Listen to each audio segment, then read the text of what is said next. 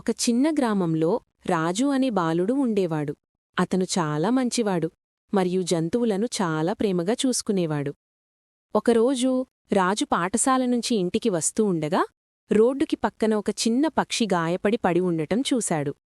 ఆ పక్షి ఎగరలేక చాలా బాధపడుతోంది. రాజుకది చూసి చాలా దయ వచ్చింది. వెంటనే అతను ఆ పక్షిని జాగ్రత్తగా ఎత్తుకొని ఇంటికి తీసుకెళ్లాడు. రాజు తన అమ్మ సహాయంతో పక్షికి నీళ్ళిచ్చాడు, గాయానికి మందు పెట్టాడు. కొన్ని రోజులపాటు రాజు ఆ పక్షిని చాలా ప్రేమగా చూసుకున్నాడు. కొంతకాలానికి పక్షి పూర్తిగా కోలుకుంది. ఒకరోజు రాజు ఆ పక్షిని బయటకు తీసుకెళ్లి చెప్పాడు, ఇప్పుడు నువ్వు బాగున్నావు, నీకు స్వేచ్ఛ, ఎగిరిపో. పక్షి ఆనందంగా ఆకాశంలోకి ఎగిరిపోయింది. కాని అది తరచూ వచ్చి రాజు ఇంటి దగ్గర తిరుగుతూ ఉండేది. ఒకరోజు రాజు చెట్టుక్రింద ఆడుకుంటూ ఉండగా ఆ పక్షి ఒక్కసారిగా గట్టిగా అరుస్తూ అతని చుట్టూ తిరగడం మొదలుపెట్టింది. రాజు ఆశ్చర్యపోయాడు. అప్పుడే చెట్టుమీదనుంచి ఒక పెద్ద కొమ్మ విరిగి పడబోతోంది. పక్షి అరుపు విని రాజు వెంటనే అక్కడ్నుంచి పక్కకు వెళ్ళిపోయాడు.